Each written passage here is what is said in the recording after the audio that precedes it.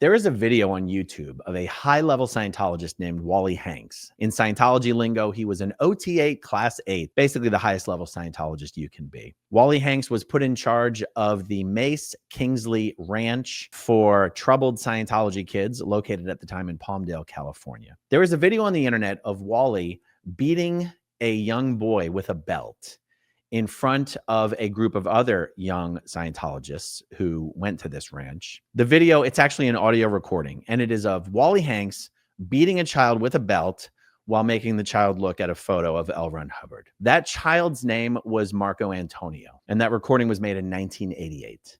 Marco is not a child anymore, and he is not in Scientology anymore. And I had the pleasure of speaking with him in studio today, and that is what I'm going to play for you today. Marco's girlfriend is Carly Sarkovich. The Sarkovich family is incredibly well known in Scientology. Carly's father, Roy Sarkovich, has been a senior Scientology executive and member of Scientology's Sea organization for over 50 years. Carly herself was born and raised in the Sea organization. Carly's mother died in the Sea Org when Carly was only 6 months old, and Carly's stepmother, Linda Sarkovich, works as a senior Scientology executive in its notorious Office of Special Affairs. I do not speak with Carly in this interview, but we do mention her a lot, so I wanted to give her that introduction here. Personally, I worked with one of Carly's brothers, Mickey Sarkovich, when I was in the Sea organization in Los Angeles. We do slip into a lot of specialized Scientology lingo in this interview. For this full interview, I'm just going to let that play. I will break out segments of this interview where I go through and add some subtitles and captions or explainers to make some of the denser language perhaps a little bit more understandable. Without any further ado, here is my interview with Marco Antonio. Awesome. Thank you so much for chatting with me. Of course. Where do you consider your story begins? When you think about talking about Scientology, when you think about telling your story, where does that story begin? It begins in when I was a child. We were riding BMX bikes, and we had ramps, and we would, crash all the time. All of a sudden, I'd find my mother grabbing me from my crash and sticking my head on the concrete over and over and over and over. And all my friends looking like, what the fuck is going on? And that's when it started. Like, I knew there was something going on. So before you even had an awareness that Scientology was the thing or that your family was in Scientology, you remember being made to do contact assists. Yes. Every time I crashed on my bike, I had to put my face, like I hit my face and my face on the concrete over and over. Yeah. It almost sounds like a joke, doesn't it? It is. Well, it was a joke. Like after my mom would leave doing that, all my friends, we were all 8 years old. They would all like, what the fuck was that, man? My friends would come over after school, right? And let's say I hadn't done the dishes and my mom was just in a bad mood. And even though my non-Scientologist friends were there, she'd like scream at me, "Wear your hat." And then she'd leave and my friends would be like, "Dude, what's the big deal about wearing a hat?" I'm like, "No, it means like do your job." Okay, so how old would you have been? I mean, that's older than I would have thought for some of your first Scientology memories. Old enough to be crashing on a BMX bike. 8 years old. Okay. 6, 7, 8 years old. Okay. My mom read an article in the local newspaper in Mexico, and this lady had a little mission there, and that's how she got started. And this was this Tijuana? Yeah. So your mom got into Scientology in Tijuana. In Tijuana, Mexico. Oh my God. Yeah. Wow. So all of a sudden she was gone all the time, and me growing up there, it was rough growing up in Tijuana. I was getting kicked out of all the schools. So you are Mexican? I was born in El Paso, Texas. Okay. But I grew up in Tijuana, Mexico. But like from Mexican you parents. look completely white though. Are your parents white Americans? Well, no, my grandmother immigrated from Italy. Okay. So and they the Second World War. Yeah. They got to New York. They don't speak our language here, and they went down to Mexico. Oh. So my grandmother had my mom in Mexico. Wow. Yeah. Amazing. What about your dad's side? My dad's side's from Spain. Oh wow. Okay, so European. Yes. Interesting. Yeah. So, but did you grow up speaking Speaking Spanish. That was my first language. So it was your first language. Yes. Wow. Yeah. When you said your mom was gone a lot or wasn't there a lot, you mean even before Scientology or because of No, Scientology? because of Scientology, she started coming to flag and doing her OT levels. Oh, and wow. She would be gone, 3-4 months at a time. Incredible. I didn't know what was going on. And I didn't understand that at the time. I was just a kid. Yeah. Until I was having so many problems, growing up in that city, that I ended up at Mace Kingsley. Mm. And the very first school that they started. Do you remember where that was? That was in Los Feliz. Oh, it was right there. It was a home in Los Feliz, and they ran the school out of the home. Okay, so it wasn't yet one of these ranches. Not yet. No, it was just their home. It was Carol Kingsley and Debbie Mace's home. Huh. And they were running, there was just a few of us kids there. Were they a couple? Bodie Elfman was there. Jamie Mustard was there. A few kids were there, and then it expanded, and then they rented a bigger place. And then that's when, Vonnie Ribisi and his sisters were there. And they went to the Mace Kingsley school? Yeah. Was Carol Kingsley and Debbie Mace a couple? It seemed that way, but can never tell if they were or not, but it seemed that way. I know one of them later on absolutely continued on into a same-sex relationship. Debbie Mace, her and Carol had a falling out. Yeah. Debbie Mace ended up in a relationship with Khashoggi's wife. You're kidding. Oh, that's who they opened the foundation together right now, helping children, and they get donations to help children, and that's what she does. It just blows my mind that like Carol Kingsley and Debbie Mace and the whole Mace Kingsley dynasty, or whatever the hell you want to call it, franchise, has been so pivotal. It's such an important chapter of the Scientology story. And yet it's these people that Scientology would look down on as there's something wrong with them. Like, honestly, I've heard that Debbie Mace was gay, but I've never heard that Carol Kingsley was gay. I've never heard anyone talk about that. No, she just never had she never had a husband. She never had a husband. No, she never had a boyfriend. Not that you know of. Right. Yeah. Wow. Okay, so you go straight up from Tijuana, Mexico to I'm at the school. I'm living with them. I live in the home with them. Los Feliz. Yeah. Okay. And that's your first time in America, is being sent to this No, I was going to school in San Diego. Oh. That's how I learned English. I was going to school in San Diego. I started to go to school there, 4th grade, 5th grade, and that's when it stopped. 5th grade, I stopped, and I went to Mace Kingsley. I'm sorry to keep jumping in with all the questions, but does this mean you're living in Tijuana, going to school in San Diego, or you guys moved? Yeah, no. It's you cross the border every day. Oh, wow. It's right there. Yeah. Okay. So I'd cross the border every day, and the moms would take turns. Because you're considered American. You're an American citizen. I am. I was born in Texas. Right. Okay. So and my friends were born in San Diego. Mm. So we would cross over, my childhood friends, we would go to school in San Diego. That's how we all learn English. Mm. So from there, I went to the Mace Kingsley, and they said, we have a perfect plan for you. You're going to, we're opening up a ranch, and you're going to be the very first kid there. Oh my God. So I arrived at the Wally Hanks Palmdale Ranch, and I was the very first kid there. And Palmdale's in California. Yes. Okay. God, it's funny. I always thought that video or that recording of you and Wally, I always thought that was in New Mexico, but that's Palmdale. Yes. Okay. That was the very first start of the ranch. I was the very first kid there. And it was at that time, was it explained to you, this is a ranch for bad Scientology kids? No, this was a ranch so that I could destimulate from the environment, and I can, That would imply, though, that you needed to destimulate, right? And then that way I could get audited there, and I could, go up the bridge once I was done doing what I was going to do there. Right. But doesn't that whole thing of you need to destimulate, isn't that kind of Scientology's excuse for why kids are misbehaved and bad kids? Absolutely. Okay, so absolutely. So it was a ranch for bad Scientology kids right from the beginning. It was for rebellious kids. Yes. Rebellious right. kids. Yes. It wasn't necessarily for bad kids. It was insubordinate. Right. And churlish. Right.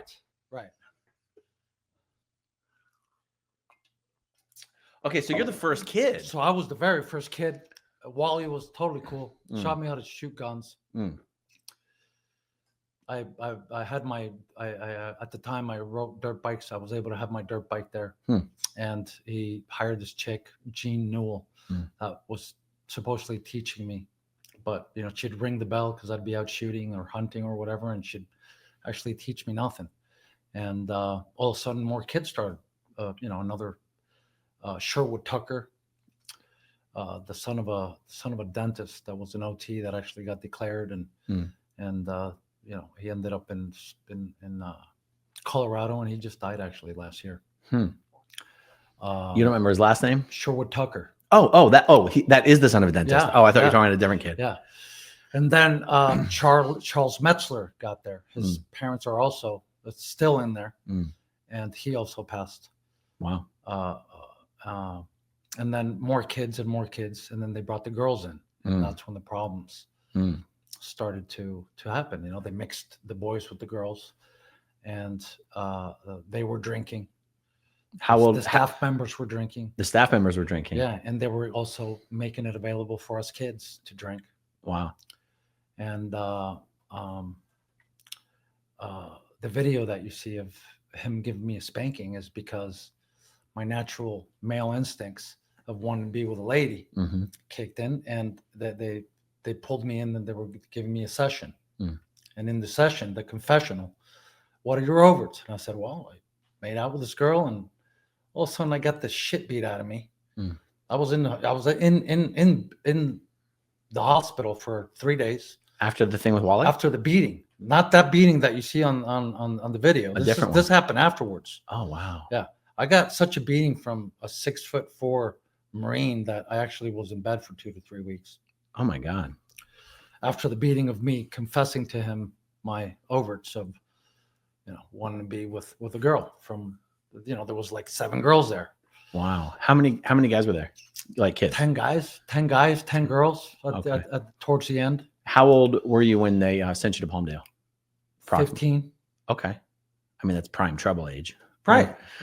But still a baby. Right. Right. Yeah. No, I mean, when I say trouble, I mean, you know. Yeah. Yeah. That's not quite a kid, mischievous. And definitely not an adult. That's right. Yeah. I mean, still a kid, but you know what I mean. Yeah. Everyone's past puberty is what I'm talking about. Absolutely. Absolutely. How many adults were working there? I'd say about 5. And then Debbie, Mace, and Carol Kingsley were in the background. They were collecting. My mother, I think, was paying $2,000 a week.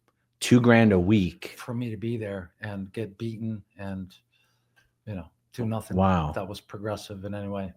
So there's an audio recording. Yes. Of basically Ian Walton recorded this, and he was totally against what they were doing to him. At a very young age, he knew that it was all bullshit, that what they were doing was bullshit, and he actually recorded this. He was one of the kids that was there? Yeah. Yeah, Ian Walton. I was going to ask you how this recording got made. Yeah, he made that. He just happened to be in the room? Yeah, he was there, yeah. He was in the room. Everybody was in there. Everybody that was there was in the room when that happened. That was in front of everyone? In front of everybody, yeah. So there's an audio recording of Wally. It's Wally Hanks, right? Yeah. Wally Hanks spanking you. Was it with a hand or a belt? It was a belt. Or a paddle? It was a belt. He had me choose. Do you want the belt or you want the paddle? I chose the belt. And so he's beating you with the belt, if I recall correctly, while making you look at a photo of L. Ron Hubbard. Am I wrong about that? Yeah, you know, he told me, look at LRH's picture. This is his policies. Yeah. Yeah. That was done in front of everyone. Yeah. What was that about? It was because I was out ethics. Do you remember what it was? I messed around with a girl. Oh, same thing. Yeah. Oh, okay. So it kept coming up. Yeah. I kept on messing with, you know, that's what you do when you're young. I mean, you want to kiss a girl, you want to make out with a girl. Why was that against the rules there? It's not like it was the Sea Org. Because we were underage, I guess. But everyone's underage. Right. It shouldn't have been. Yeah. It shouldn't have been. They shouldn't have never even put us together if they weren't expecting something like that. Right. What did they think was going to happen if you put young boys and young girls together? It's funny because so many times when we hear these stories of young kids being penalized in Scientology for this stuff, it's because they're Sea Org members and it's against the rules. Then here we have this Scientology camp for misbehaved children and it's still against the rules. That's right. That's right. Except SEARG members aren't beaten for it. That's crazy. Yeah, beaten for it. And not only that, they grabbed, I have a couple of friends that I still talk to. One of the things was we were dropped off in the Sierra Nevada for 2 weeks with just our backpacks, and we were expected to survive. And we survived. You know, we ended up, they dropped us off far deep in there, and they left us there with beer in the desert. And with beer. Really? Yeah. Yeah. This is a true story, man. They left us there with beer, no water. What? So me and this guy, Tim Patton, which I'm in touch with. Yeah. We actually walked like 10 miles. We got to this lady's house. It was the only house there. And we got to her sprinklers, and we got those sprinklers. We put them in our mouth, and we were just, the lady felt so bad for us. She filled up gallons for us. She gave us a ride back to pick up the other guys that were there. Wow. Yeah. What, did they drop all the kids, all the guys, all the girls? Only guys. Only the guys. Yes. Yes. There was only like 5 of us. So it's funny. So like, was the camp set up on some kind of a program where, you know, I'm trying to think of like, you know, if you send your kid to Delphi, they've got forms, you can graduate. Like, how do you graduate from the camp? No, there was Like, no graduation. Is it just to keep kids there until they're 18? Like, what is it? It was just a money-making situation. And what they would do with the Sierra kids that would go there is that they would supposedly help, is they would have them be staff members. But the kids that they knew that the parents had money, everybody was being charged. What do you mean, Sea Org kids? Yeah, they changed, like, you know, they ended up, Jennifer Adams was her parents were in OSA, and she ended up there. So were they taking kids that aged out of the cadet org and sending them to Mace Yeah, Kingsley? yeah. Now this is ringing a bell, because you and I have been talking for years. Did they send Brandon Faust there? His mother ended up wanting to be involved with it, and she's the one that, you know, said when Wally molested all the girls there, she took over and saw the opportunity, and they moved the ranch to New Mexico, and they kept on trying to. Is that part of why they moved the ranch out of state, out of California? Because Wally molested all these girls in California? Well, they restructured it. Okay. Yeah. But when Wally molested all these girls, they kept Wally all of a sudden arrived in Clearwater. Yeah. Gave me a call. Hey, I'm over here at the what's that hotel called? It's the church's hotel, Selwyn. Oh, well, there's the Fort Harrison. No, there's the Yachtsman. The Yachtsman. The Yachtsman. Yeah. He was at the Yachtsman. Mm. He calls me up, and I head over there, and he says, "Hey, you know where to get any marijuana?" I'm like, no, I don't, man. And I said, what's going on? I says, I got to do the purif, and I got to restart everything again. He didn't tell me what he had done. And I didn't know what he had done. At the time, I was dating a girl from Mexico. We got married. So this was like many years after the ranch? Yeah. Okay. I was getting married while he was at the Yachtsman. I said, hey, if you want, you come to my wedding. So he shows up at the wedding at Flag, while these people, Carol Kingsley, Debbie Mace, and everybody around Wally knew that he had committed these crimes at the ranch. And they let him on the base. Wow. They let him hang out. They let him go to weddings. They let him do everything without exposing what he had done, so they wouldn't. Wow. Yeah. So Scientology knew that this OT8. Class 8. OT8. Class 7. Well, probably Class 8. Yeah. OT8, Class 8. Is he one of the guys who used to work with LRH on the ship or something, or no? He met him. He said stories that he had met him. Okay. But this guy who'd been around forever. Yeah. Done basically the whole bridge. The whole bridge. Is beating kids, beating the boys, molesting the girls. That's right. Scientology doesn't do anything about it. Nothing. They didn't do nothing. Nothing. They made him do the A to J, or whatever you could do when you're declared. The A to E. The A to E, right. Yeah. They made him do the A to E, and you know, he never quite got back in there. He went down to die of drinking a gallon of vodka every day, you know. Wow. Yeah. Yeah. So when they moved the ranch to New Mexico, Wally no longer had anything to do with it? He had nothing to do with it.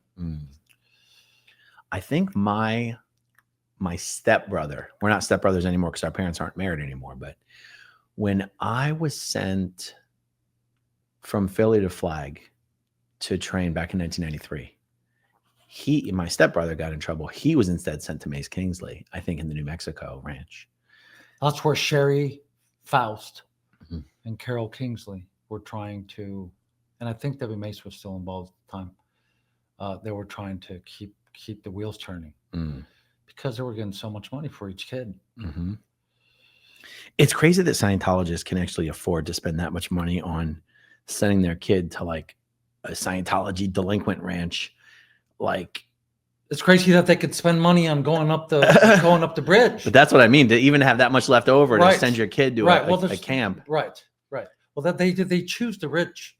Mostly the kids that were there, their parents had money. At the time, my mother was doing very well, and most of the kids that were there, their families have done real well. Wow. So, who were the other Sea Org kids that they sent there? Carl Light. Really? Yeah. He then became a high-level Sea Org member. His father. Well, he did too. He did too. Yeah. And then he left. Yeah. And he's doing good. And we keep in touch. Oh. He's doing good. He's got a good family. His dad's got to be dead by now, right? I think so. Yes. Yeah. And then wasn't his mom the head of the IAS? Yes. Janet? Yes. That's his mom. Yeah. Yeah. She's gone too. He helped in that. She's out of the Sea Org and out of Scientology? Do we know? Yeah. That's completely out of Scientology. I wish she would speak out. She's never spoken out. I asked Carl, and he says, I just don't want any troubles in my life. I have such a peaceful life. Look at me, Carl. I got no troubles. Right. That's why I'm here. Hit me up, Carl. Say hi to your mom for me. Tell her I want to talk to her too. Any other Sea Org kids? Why did I think it was Brandon Faust? Probably because you told me about his mom, Sherry. Yeah.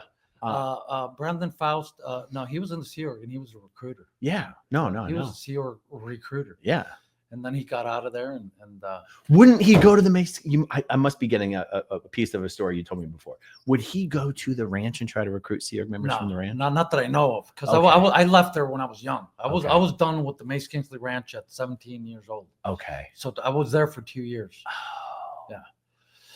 Okay. After I was there for 2 years, I ended up at Asho. As a public? As public, yeah. Okay. I ended up at Asho. My mom rented an apartment right across the street from Asho. Oh yeah, right there on Brendo Street. Yeah. So over on Hubbard Way now. Right. She rented that apartment for $500 a month, and they said, "You're going to do the key to life, and you're going to have the key to life." I was like, "Okay."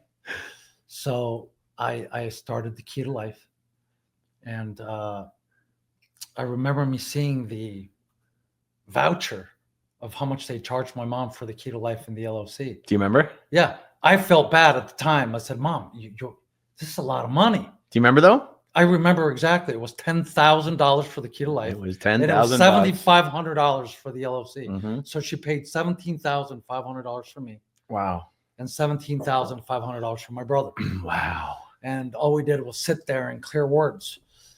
The key to life was clearing words. This thick book of clearing words. Yeah. And for 6 months. That's about how long it took me too. From 10 in the morning till 11 at night. Do you know what's funny? The Key to Life course, I did it when I was 13. Probably one of the only Scientology courses I actually truly enjoyed. The other ones, I felt like I had to do them, but Right. I actually ended up having a lot of fun on Key to Life. But it had more to do with who I was doing. Around and everything. Exactly. Yeah. Exactly. That's what happened with me. I was having fun with the people that were doing it with me. Yeah. I ended up doing it with a guy that I liked.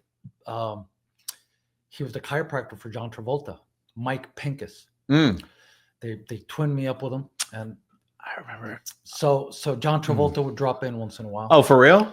And he would give us both an adjustment. And Oh, he was an adjustment or a massage? No, an adjustment. Like he would. Oh, the chiropractor would give you and John a massage. Yeah, an adjustment. Yeah. He was a chiropractor. He's still a chiropractor. Yeah. Michael Pincus.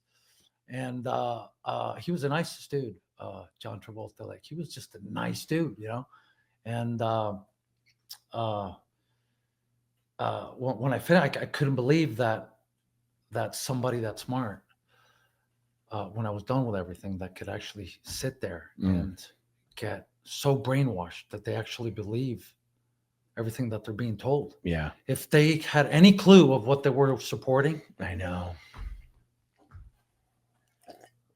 It's I think it's hard for people to understand unless they've been involved in I wasn't talking groups like about this. smart. I didn't know that John Travolta was smart. I was talking about Michael Pincus. No, I totally he's get smart. it. He was a smart. He still is, I think.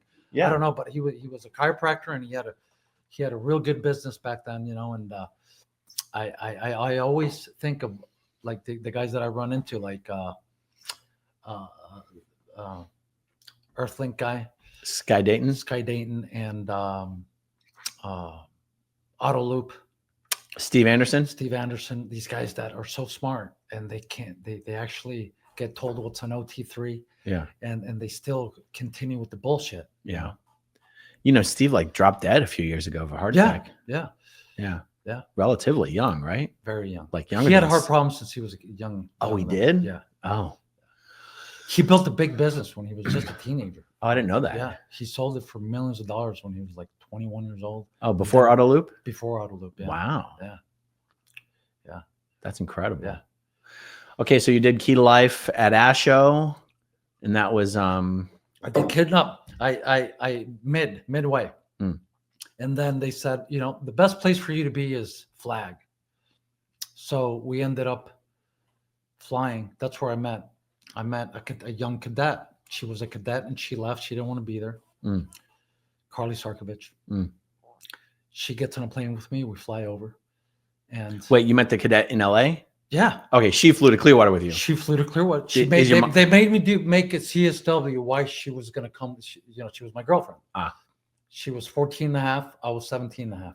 And so you were a public. She was a cadet. Yes. And you guys were allowed to be boyfriend, girlfriend? Well, no, she routed out. She was on her own. Got it. She was on her own. And I didn't know this. Mm. I was a kid, so I didn't really understand a lot of things. But they said, hey, write a CSW to her dad that she's going to move with you to Florida. Mm. And of course they approved it. And, we get here to Florida and but we both are on course. And they stick her at 13 and a half years old with no education whatsoever. Yeah. They stick her on the method 1. Mm-hmm.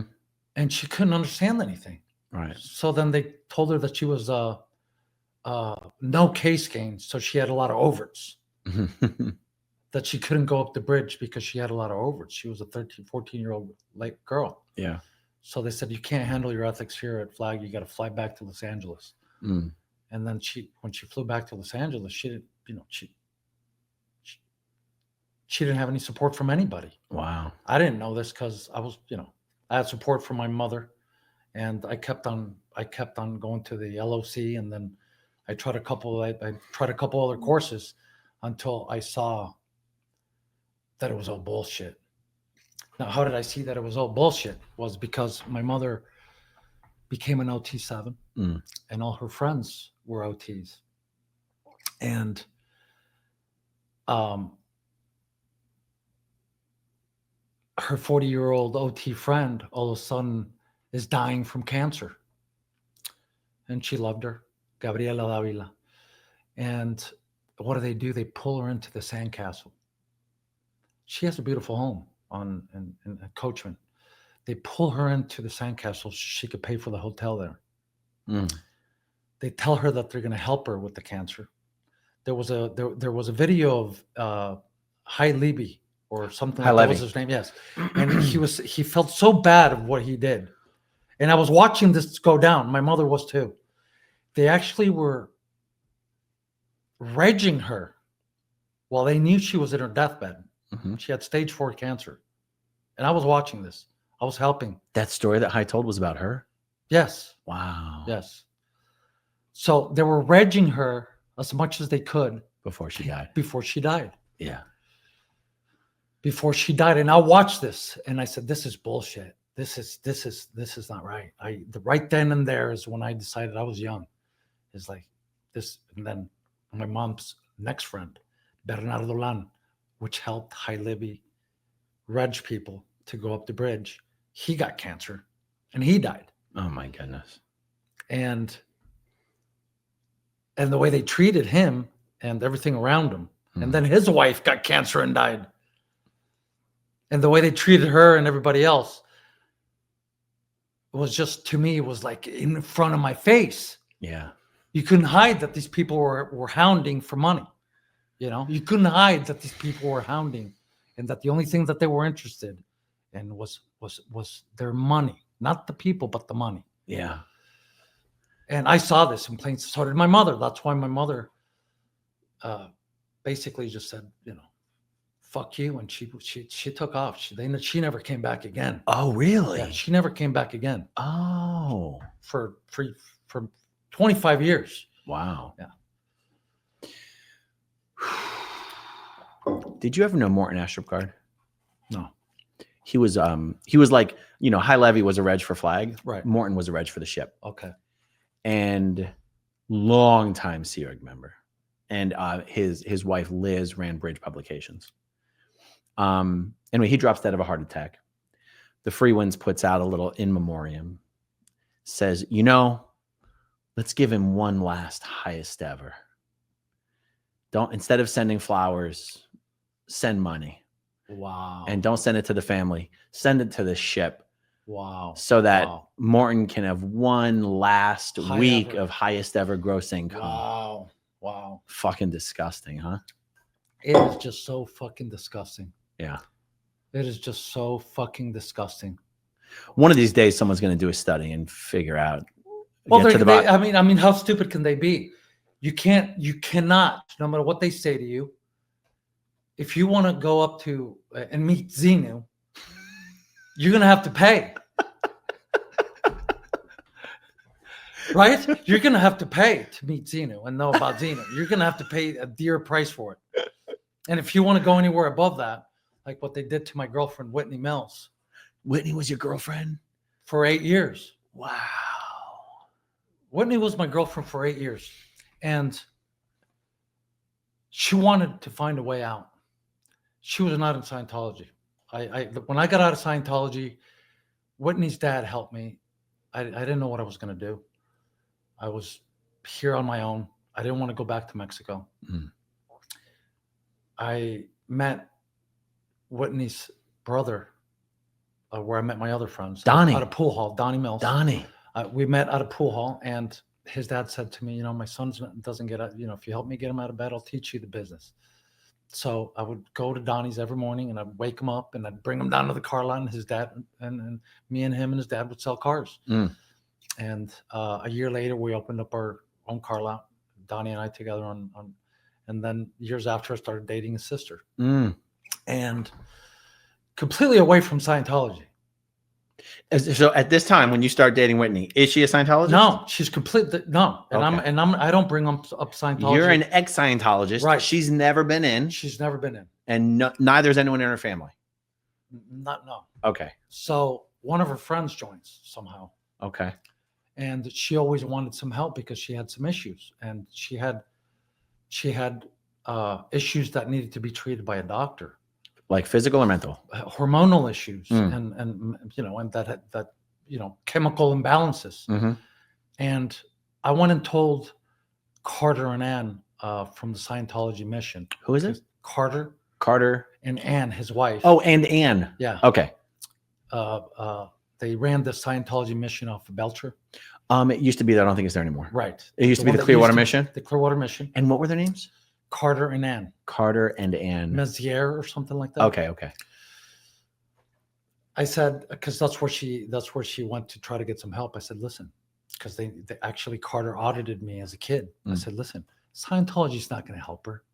And if you guys try to get her in here, it's because you're going to want her money. Because what she needs is real help from real doctors. Yeah. At the time I was smoking weed. I was smoking weed. And she said, I don't want to be with somebody that smokes weed. She broke up with me. We went our separate ways. And because she had joined and she was in auditing and all that. And we weren't in touch. And all of a sudden I get a phone call that she had gone all the way up the bridge and did the superpower, but then went home and lit herself on fire and shot herself in the back of the head. And this is a beautiful soul. One of the nicest ladies I've ever met in my life. And they did the same to her as they did my mom's friend. They emptied her bank account, and then once they couldn't find any more, there was no more help for her. There was no more support for her. I heard that not only was she all out of money, but deeply in debt for all the auditing that she got. Because that's what they do. Yeah. That's what they specialize in, is making people go into debt. Maxing out credit cards. What a crazy coincidence, or maybe it's not totally a coincidence, maybe, that you meet her and her family after leaving Scientology, and then one of her friends joins Scientology and she ends up getting in. Yes, it's and crazy. Goes all the way up the bridge. All the way up the bridge to total disaster. And fast too, because she was only like 40, 41 when she died. She was 40. 40? Yeah, she did it fast. Yeah. Because, she had the means, and she had she became a successful real estate agent. I see. And then she maxed out her credit cards and maxed out everything to be able to do this. And played the game along with what they usually do. You know what they do there? They bred. These people are the best registers you will ever see. Oh yeah, the most aggressive you'll ever see. I've never seen such aggressive registers in anything. Yeah. Did she ever have to like disconnect from any family or anything? Oh, yeah, friends. I talked to some of her friends right now. She said, yeah, she if we would tell her anything about it, she disconnected from us. Because a lot of the kids that grew up around her, they knew that it was a cult. They knew it was a cult, and they weren't. They would talk. They would be open about it, and she would disconnect from all of them, even with her bestest of friends. Wow. Did she go to Clearwater High? She did. So she's like born and raised here. Yeah, born, raised. Yeah, so was her brother. Yeah. Did you know back in the day when the Flag Land Base, when the ship first came to land and they started the Flag Land Base, that like Shelley Miscavige went to Clearwater High? Like they were so young when they came here to Clearwater. Right. That like Mark Yeager and Shelley Miscavige. We're going to Clearwater High School. We're doing that. We're going to Clearwater High School. That's crazy. And then doing their Sea Org stuff. Yeah, that's crazy. That's crazy. I was young enough to see the Grey Moss Inn when I first came here. I was 12 years old or 11 years old. Yeah. And I don't know if you remember, but in front of the flag. That was in front of Fort Harrison, right? Grey Moss Inn. Yeah, so by the time I got to Clearwater,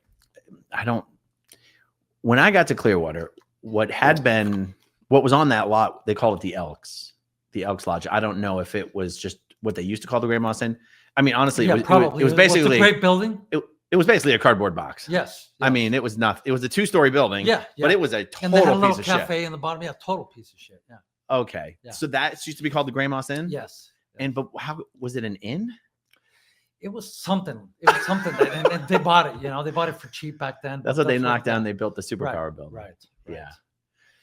So let's go back to when so your mom leaves Scientology because she sees her friends dying of cancer. Oh, that's what I was going to say. One of these days, someone's going to do a study and find out why such a huge percentage of Scientologists die from cancer. It's because they tell them that they're being attacked by body things. So they believe it in their heads that these body things are attacking their organs, and in their mind, they're like, I'm being attacked. That's what I think. I'm not. Yeah. But that's what I think happens to them because it's a big majority of them. I mean, I know. Right now as we're speaking. Yeah. There's a very prominent OT sitting in the hospital dying right now with stage 4 cancer because she was trying to audit this shit out instead of going to the doctor when she had stage 1. Yeah. She's sitting there right now and her kids are at the sandcastle talking about we have millions of years of back life that we could recall and, trying to promote Scientology while their mother, an OT8 class 6 auditor, is sitting there dying, Oh, man.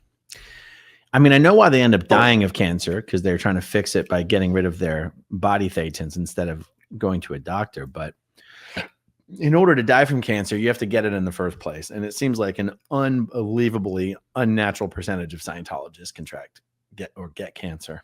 And I think it's because I think it's because they actually make them believe that they have body things. And in their mind, that they can't control these things in their own mind. You think they're like makes them sick? They're manifesting it. Yeah, I mean, it's just a large. 95% of my mom's friends died from cancer.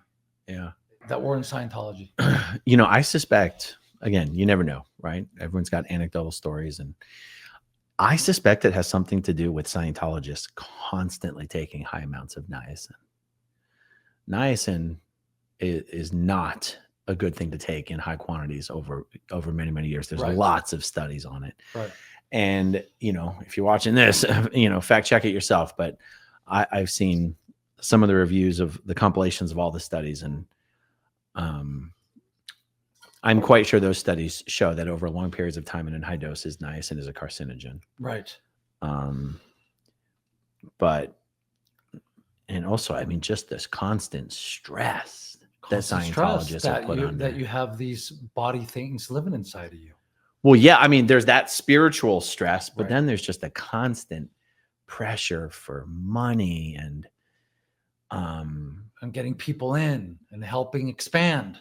Yeah. I mean, there's this guy called Marcos Dana, Flag's top FSM. He was so good at doing it that he grabbed. There's a big family from Mexico that they try to put them all in. And he was so good at doing it that he actually convinced this person that didn't believe in Scientology to hand over $500,000. Really? He handed over $500,000, and then he woke up the next day and he was like, "What the fuck did I just do?" He give it back. So they got the FSM Marcos Dana, which he's still doing it. He's still aggressively FSMing people to join Scientology in Mexico City. They told him, "You're going to get declared suppressive unless you give us back the $200,000. Pay us now." The church said, "Now you're going to pay us for doing what you just did." Oh my God. So he didn't want to get declared. I was there when it was happening, and he had to pay the church in amends in his conditions. Wow. For him not to be declared. Wow. Yeah. So is that is it an oversimplification to say that your mom left Scientology because of the seeing friends being treated poorly at the end of life, being, you know, squeezed for all this money? Was it really that simple? Was there more to that story, or is that pretty much what it was? That's pretty much what it was. That she saw, you know, she really believed that it was the bridge to total freedom. Had she done the OT levels? Yeah. She left when she was in OT 7. Oh, she was auditing on 7. Yes. Did she finish 7? No. Okay. So, but she knew what it was. When things were happening, when all her friends started dying, she was in the middle of auditing her body things. Wow. So she left mid 7. Yeah. Did she go back 25 years later? No, she never ever went back. Never went back. No. Good for her. Yeah. No, she never went back. And was that pretty much the end for you as well? The end was before her. Like I saw it when the way they were treating her friend. Right. And when they couldn't extract any more money out of her, and her husband had to get her, and she literally died a day later. Yeah. Her husband got in, picked her up, put her on a jet. They got home. She died a day later. Wow. So they actually kept her at the sandcastle and extracted as much as they could while they knew she was done. Wow. Unbelievable. Okay, so there's that period where you and Carly had gone from LA to Clearwater. They called her a no-gain case. They sent her back to LA. Where does your story jump to from you and your mom leaving? How do you and Carly reconnect? So, I mean, we're talking, 19 years later. Should we jump forward there, or is there another part of the story? Well, no, that was, that was it. And I was here, and I was running my car lots. I stopped doing that. I moved back to California in 2010. I met a girl there, and I had a daughter with her. Things didn't work out, and I was on my own in Los Angeles, and I ran into Carly again all those years later, and she was connected to the church, and I got her out of there. We, 2 months later, we're in a plane and we flew back to here, because this is where I got here when I was 18. So I was used to Clearwater. I was used to Florida. So we came back here, and we just started living our life away from it. And had she, like when they sent her back to LA, she was only 14 and a half, 15 years old when they sent her back to LA. So when they sent her back, did she basically? She struggled. She struggled. That's all she did was struggle. She was on the street with no education, no job, nothing. Did she still consider herself a Scientologist? No. Okay. No, she was able to see the truth.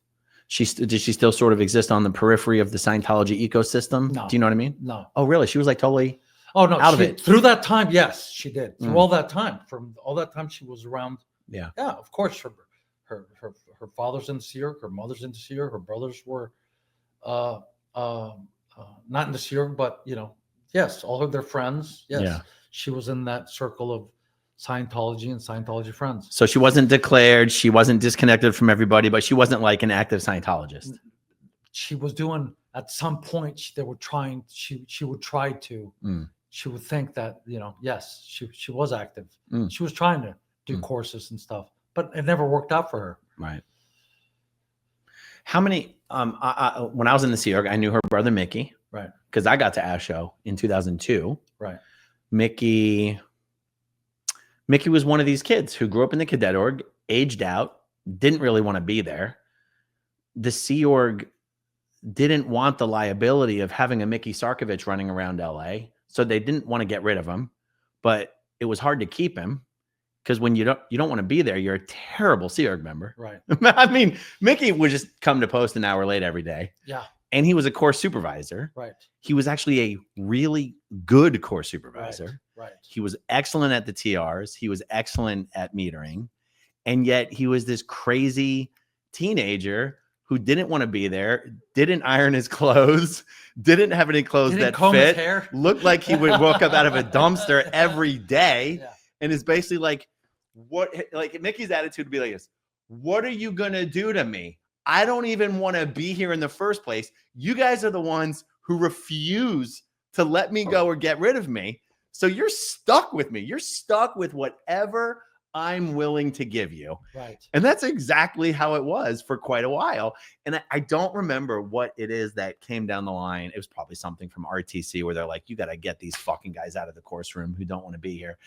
And then I always wondered, like, where someone like a Mickey Sarkovich, when someone finally said, you can't be here anymore. No, nobody told him. He walked out of there. Oh, is that what happened? Yeah, he actually blew one day? He walked out of there. Okay. He walked to his sister's house. To Carly's place? Yeah. And he said, I don't want to, I'm done. They made him come back and do the whole confessional and try to get whatever, but he was out. And wow. He met a girl and got married, has 3 kids, and he's doing well. Mickey's got 3 kids. Yeah. He's got 2 boys and a girl. Wow. And he's doing very well. He's not in Scientology. Yeah. And all his friends are all cadets, ex-cadets. Mm-hmm. Let me give you some names, because I know you're older than me, and I think I'm probably older than Mickey. I don't know them because I'm not from that generation. Okay. Well, because when I got to ASHO, Mickey was like, people in the same boat as Mickey was like Clarissa Huber. Yeah. She's out. Yeah. Colleen Young. Yeah. She's out of the Sea Org, but still in Scientology. Yeah.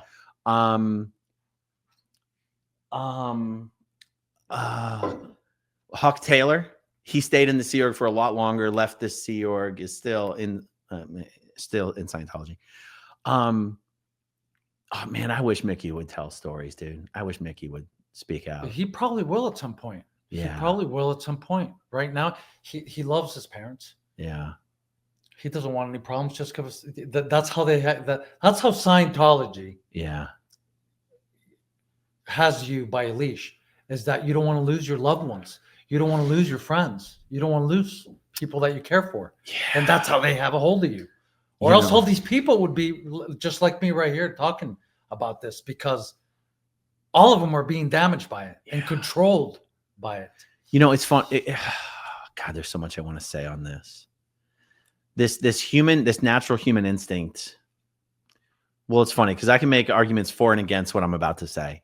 This natural human instinct that it seems like Mickey has to want to love and respect his parents who were never there for him, didn't raise him, left him to rot basically and fend for himself. And yet they're the only parents he's ever known. And so he still has loyalty to them. You've got that on the one hand, right? On the one hand, you got that. Just like you have Mickey Sarkovich, you've got Megan Anderson, whose parents are also in the Sea Org. Mm-hmm. She loves them, but she's declared they've disconnected from her. She sees them. She's seen her dad And a the couple guy times. doesn't even look at her. Doesn't even look at her. Right.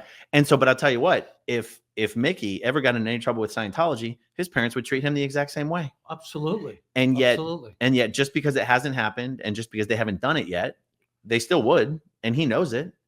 And there's so many people in Mickey's age group. I can think of a few more, but just I don't want to name them, who are just waiting for their parents to die. They're all waiting. They're just waiting for their Sea Org parents to die so that they can speak out without feeling like they're disappointing their parents. They're definitely waiting for that. They're Yeah. definitely waiting. And it's going to come a point where all of these, there's a lot of them that are truly unhappy of how they feel, but they can't really, have the conversation because they don't want to be disconnected from their loved ones. If you don't mind my asking, and you don't have to say if you can't, is Mickey's wife a Scientologist or from a Scientology family? Yes, absolutely. Is she you think are they like active? They're not active. Do you think their kids are being raised in Scientology? No. That's what matters. No. To me, that's what matters. I'm not going to, since I'm not 100% sure, but I know that Mick is not active and he knows the damage that it has caused. I don't think that he wants, but what he talks to his sister about, Mm-hmm. I don't think that he would want his kids anywhere near knowing anything about Scientology. Yeah. That's how you stop the cycle. Right. Don't let your kids get exposed to it at all. Right. Because, the cycle continued. Carly has a daughter and she's going through that generation. She's in her 20s and she's going through the bullshit. Oh, really? Yeah. In her own life right now, she's going through the bullshit of being connected to everybody around her as a Scientologist. How old is Carly? She's 49. 49. I keep forgetting all these people who are in my Generation world. Well, I keep forgetting I'm 44. Right. I keep forgetting. Oh my God. And it's funny because as the moment you say she's got a 22-year-old daughter, whatever, I'm like, what? And then she's 28. The daughter is? Yeah. Well, I have to remind myself. I already have an 18-year-old. Right. She'll be, right. Right. Her daughter's 28. Or gonna be 28. Yeah. And she got inside. She's inside. She grew up in Scientology. Absolutely. Oh. Absolutely. Her dad is a dedicated member. Oh. A fully blown dedicated member. So is everybody around her. Oh. And she has a lot of she's going through her whole thing with it. She's fully blown or full blown? Full blown. I was like, wait a second, are you making a joke? She wants to be fully blown. There's a big difference between those two little. Oh, he's okay. So the daughter's a full blown Scientologist. I feel like things might start to get a little complicated after we put out this video. They're going to get very complicated. They're going to get complicated for sure. Wow. And I'm not connected. Mm-hmm. I have nothing to do. I'm not connected to. Is your mom still alive? Yes. Okay. Yeah, but she's in her 80s, Mm. and she made it through. She didn't get the cancer like everybody else did, and she made it through. Wow. And I got to tell you, I mean, her story, your mom's story, like however she would tell it, going from being a fully dedicated OT7 Scientologist to leaving and never going back. That's something. It's a lot. Yeah. It's a lot. Wow. Yeah. And my family around, she got my cousin into it.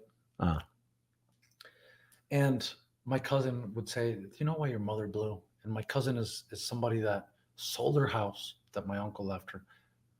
Try to go up the bridge. Yeah. She's 350 or 400 pounds. They wouldn't let her go up the bridge because how is that going to be an example? They wouldn't let her go up the bridge because she was too fat? Right. You heard it here, folks. Right. She had the money. Okay. She had the money to go up the bridge. She tried to go up the bridge. Wow. She was staying here at my home trying to go up the bridge. And she would actually tell me look in my eyes and say, "You know why your mother stopped going to course and stopped going to Scientology? She has too many MUs." Oh. It's always down to the misunderstood word. Your mother has too many MUs. That's why she stopped Scientology. Oh my God, dude. And she believes in Scientology so much that she has her daughter in the Sea Org. My cousin's daughter has signed the $1 billion a year contract in the Sea Org. Here, flag? No, they have her in Los Angeles, and then they sent her to the Mexico City One of the new orgs. the Oregon, Mexico City to because she speaks Spanish and Oh, she went to college to the most my uncle spent all his my uncle when we were growing up, my uncle was a suppressive person because he spoke out about it. Mm. He would say it doesn't make sense, any of this. And all of us, because we were all brainwashed, we would look at him like this oppressive. And he's the one that his granddaughter's down the Sea Org. And his daughter's using his money to fund and help other people go up the bridge. That's why the only way to break the cycle is to make sure your kids do not get involved. Yeah, I mean that's why you do what you do, and you know, you are what inspired me to be able to sit here right now, because it's true. If I can help one family, from going into this, and if I could help one family every week, I already made a big change. Oh yeah, I'm somebody that knows so much, and that understands so much of what a family destroying,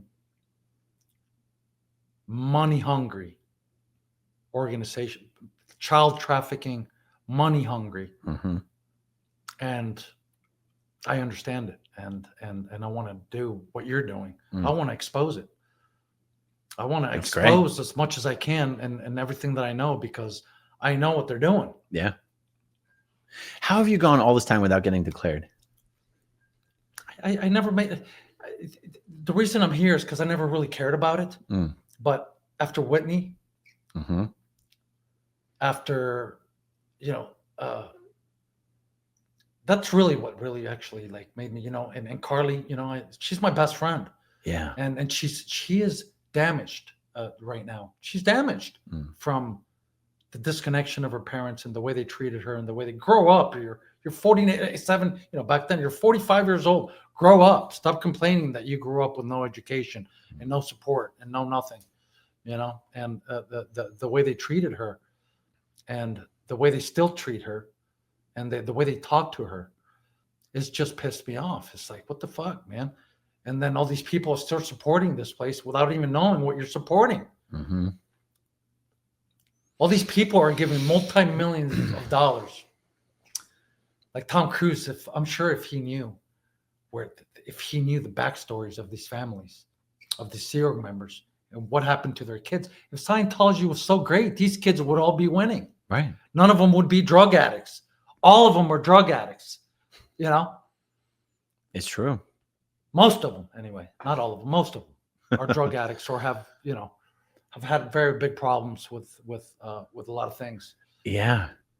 Maybe I've got a recency bias just because I wasn't around in the 60s, 70s, and 80s, but it seems like this generation of second gen, mostly ex-cadets, ex-SO kids between 45 and 55 who Scientology's got an awful lot to worry about, because I feel like it is that generation where, like, I think 80% of them are under the radar. Like 80% of them that Scientology thinks are like in good standing are like, yeah, they're in good standing in your computers. Right. They're not in good standing in any other way. No. Just wait. It's what they would call a dilettante, somebody that's not going up the bridge. Right. They're all not going up the bridge. They're just hanging around because they don't want to disconnect from their friends, their jobs. Yeah. Their existence is all surrounded by Scientology. Yeah. And if they were to say anything, they lose everything. They lose their friends, they lose their jobs, they lose their well-being, you know. So they have them all they have them all like trapped. It's I try to understand and have empathy for let's say the situation that Mickey's in. Like, I say I try. It's almost like a thought experiment, a thought exercise. I try to put myself in his shoes and ask myself how I could still have loyalty to parents who were not there for me, did not raise me, weren't there when I needed them, didn't care when I was leaving. It's hard to understand. It is. But me being in a relationship with somebody, that's the loyalty that she had for her father, that never gave nothing. Carly's mother actually died. she was in the desk while her mother was in the Sea Org. You know, the desk drawer. She was a baby there. Mm. She didn't want to be in Sea Org anymore. Carly's real mom. Mm. She left. She said, I'm coming back to get my daughter. Her daughter wasn't there when she went to pick her up. On her way, she crashed and died. No. Nobody really knows how she died, but they said it was a car accident. She was married to Roy Sarkovich, Yeah. Cindy Sarkovich. Wow. So when Carly was 6 months, a year old, her mother went to pick her up to get her out of the Sea Org. And on the way out, she mysteriously crashed and died. I've never heard that story. That's incredible. So mysteriously crashed and died. She has all her death certificate. It says blunt force trauma. She wants to investigate like what really happened to her mom that was coming to pick her up and get her out of. She wasn't. So Carly could have grown up and lived in the real world. Exactly. And instead she stayed a Scientology Sea Org child slave. Because her mother died. Wow. Her mother that left and wanted to leave. And the only way Scientology could want to bring her back is they had their child. Wow. That's crazy. So she spent all that time growing up in the Sea Org and the Cadet Org and all that stuff without her mom even. Without her mom. So her no dad's support. the only one she has, and the all dad's her not trouble, even there all for her her troubles that she would go through, because she dealt with a lot of abuse. Mm. Her mother worked at OSA. She would go and tell her, "Hey, this Stepmom. happened." Yeah, stepmom. Oh. Her stepmother. Who's her stepmom? Linda Sarkovich. Linda Sarkovich, and she works in the Office of Special Affairs. She does. Okay. She would go and tell her, "Mom, this happened to me," and she'd brush it off. Mm. So were her dad. What did you do to pull it in? Mm. Go do your conditions. Wow. No support at all. Can I ask you, without getting into details, some of the abuse that she experienced, was it as an underage? Yeah, absolutely. Person? Absolutely. You've probably seen me in my videos talk about the 2-year look back window that opened and closed. Yeah, it's horrible. That's It's a perfect example perfect example. of a suit that could have been brought. Absolutely. Yeah. Absolutely. And we actually had an opportunity. I Mm. was talking with somebody that told me that she had an opportunity and she didn't want to go forward Mm. because she had loyalty to her dad. She didn't want to lose her dad. Mm. But this lawyer that we were talking to, she said, "You have a case and you're going to win." Mm. And she turned it down Oh, wow. because she had loyalty to her dad. Just like Mick said, like you can't, you want to have some kind of understanding of why these guys are loyal. It's the only thing they have. It's their family. Right. Yeah. In their head, it's their family. They would never think that they would shun them or disconnect from them, when in reality, for Scientology, they're willing to do whatever the fuck it takes to, in their world, they're clearing the planet. They're going to clear the planet when they've only, how many of them are there? 20,000 of them. And they make them think that they're actually going to clear the planet. Yes. So Carly chooses to, at that time, spare Scientology out of loyalty to her father. That's right. And then her father later disconnects from her. That's right. How does that happen? She called him up and told him some truths about her upbringing that she wasn't happy about, and about her brother, that he was in trouble. And her dad just blew up. Mm. He told her to fuck off and never called her again. It's been 6 years or 5 years. Wow. Has she tried to call him? Yeah. No, he's done. And Her even though brother, she's not declared, she's not declared. he just didn't like the stuff. He was didn't saying. like the truth being told to him. Mm. That's what he didn't like. Wow. Yeah. I mean, Roy Sarkovich is one of these, he's been in the Sea Org Since he was 18 years old. He's 75. Let me do the math on that. 28, 38, 48, 58, 68. So 57 years. How long has the Sea Org been around? 67? He was like one of the first. 33, 40. He was one of the first Sea Org. Yeah. So he's probably on the Apollo with L. Ron Hubbard. Probably. I mean, Yeah, I think anyone that's ever worked in middle management knows Roy Sarkovich. He's just been there everybody knows forever. Roy Sarkovich. Yeah. Everybody in that and Linda Sarkovich. Yeah. It's unbelievable. Unbelievable. I swear to God, there's not a family in Scientology. Oh, we did one of those funny little things. Hold on. How do you make the apple? How do you make, what did we just do to make those fireworks go off? There it is. That's what it is. I guess I was playing with my fingernails over here, set off the damn fireworks. I swear to God, there's not a family in Scientology. Maybe the newer, wealthier ones haven't had their families destroyed yet, but any family that's been in Scientology for a long time, practically every family has somehow been destroyed by Scientology. Absolutely, totally destroyed. Yeah. There's not one family that has not been destroyed that one member doesn't agree with them. Yeah. You're done. Yeah. If you don't agree with them, you're done. It's that simple. I mean, it used to be that unless you were declared a suppressive person, Scientologists were not disconnecting from each other. And you've got one of the longest term Sea Org members disconnecting from his daughter, who was born and raised in the Sea Org. And one of the most loyal daughter and sisters that you could ever imagine. Yeah. She would have cut her own veins for them. Yeah. And these people just treated her like she was nothing. Yeah. When she wanted to talk about the truth, she grew up. Yeah. And she wanted to talk about the truth. And when she wanted to talk about the truth, she got shunned. Incredible. I know I asked you this earlier, and I don't mean to go. I just don't exactly remember if there was a specific answer. You've been out of Scientology for a long time. For a very long time. You've pretty much been here in Clearwater for most of the time you've been out. That's right. How have you gone this long without being declared? It's because you never publicly spoken out. I went there and I told them. I told them what I thought about them. Who'd you tell? They tried to get me back in, and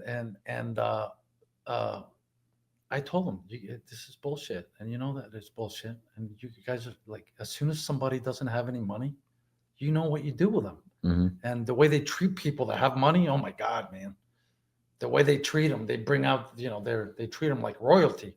But the minute that person, they know that they can't get any more money out of them, they'll just spit you out. Recently, there's a family that I know of, and Luke Watson. Oh yeah, his mother is the, I think she runs CC. Well, she used to be the president, right? I think it's been a long time since she actually has been. So they actually use him because he has celebrity friends. Yeah. To influence people that have money. Yeah. Come in.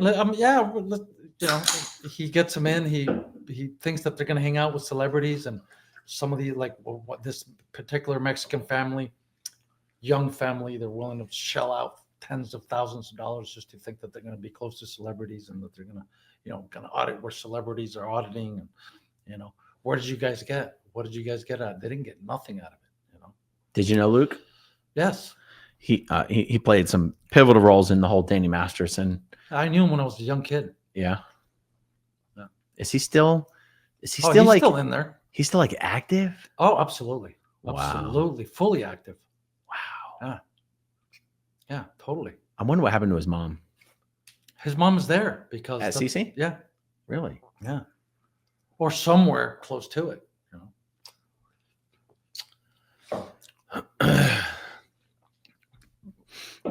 So you want to start doing videos in Spanish? Yeah, I want to expose as much as I know. Yeah. From all these people. They're actually putting out there on their Scientology Facebook page from their Scientology org in Mexico.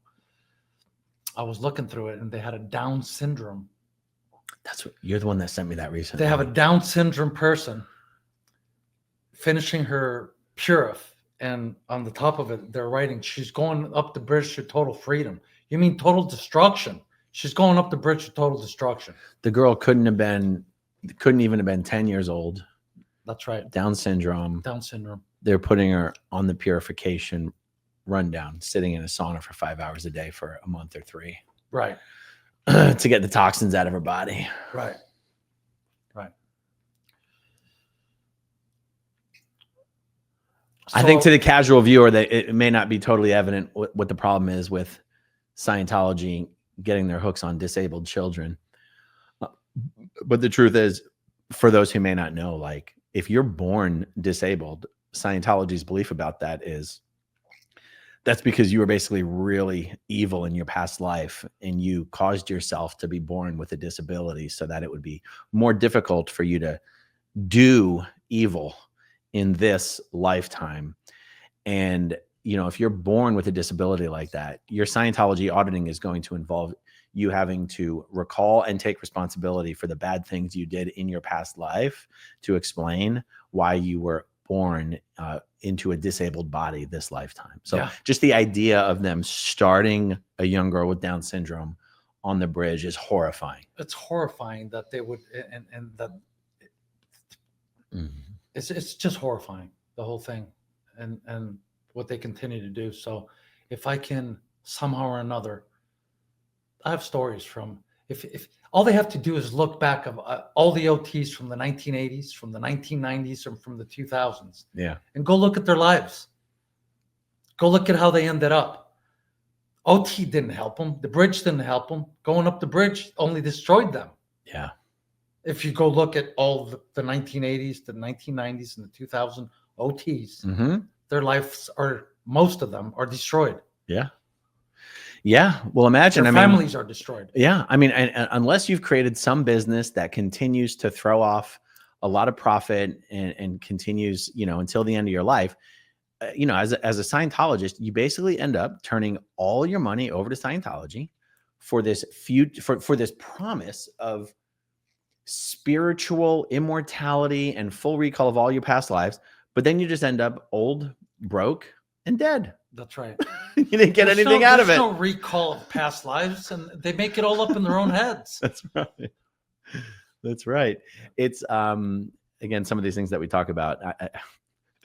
A lot of people watching videos, you'll see comments like, "I just don't understand how anybody can fall for this kind of crap." But the truth is, unless you've been in it, it's hard to understand. The fact that one of Scientology's biggest promises is that with enough Scientology, you can just go in and out of your body at will. Forget coming back next lifetime. Right. Just in and out of your body at will. They call it exteriorization. Right. L. Ron Hubbard claimed to be able to do it all the time. Transport his body, and they actually believe it. Right. And the fact that you've got, well, you know, over since the beginning, maybe tens of thousands or hundreds of thousands of Scientologists who've done the upper levels. Literally no one in the history of Scientology has ever demonstrated the ability to go in and out of their body at will. Right.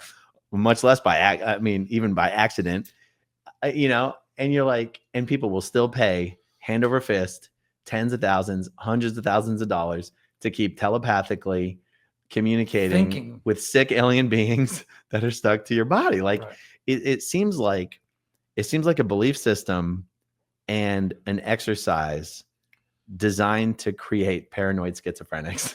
That's what happens, doesn't it? That's why I say you got to go look. Like if these people really took a look at everything and they can walk down those lanes and can look at everybody. Yeah. All the OTs from, you know, they blame David Mayo for how a lot of OTs ended up in a certain era, but now they can't blame anybody. They got, you know, but you go look at most of them are dying from cancer, and the ones that aren't dying from cancer are like the Tom Cruise, like the John Travolta, like the Duggan, you know, the people with a lot of money.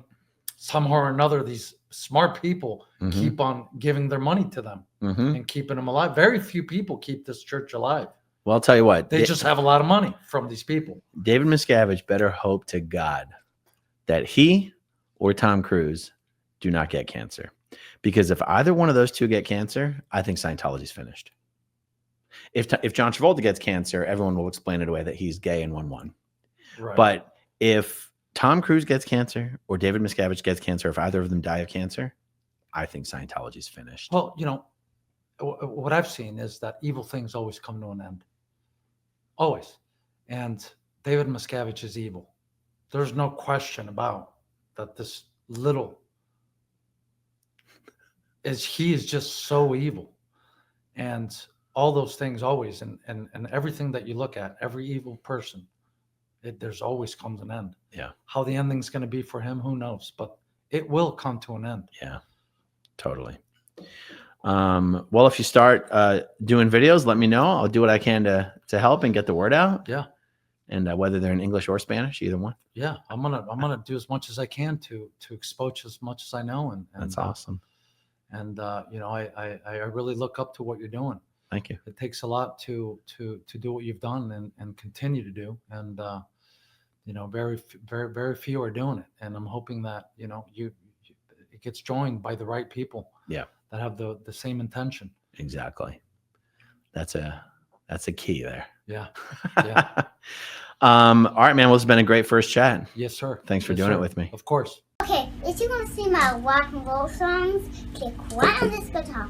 And if you want to see a different one of my videos,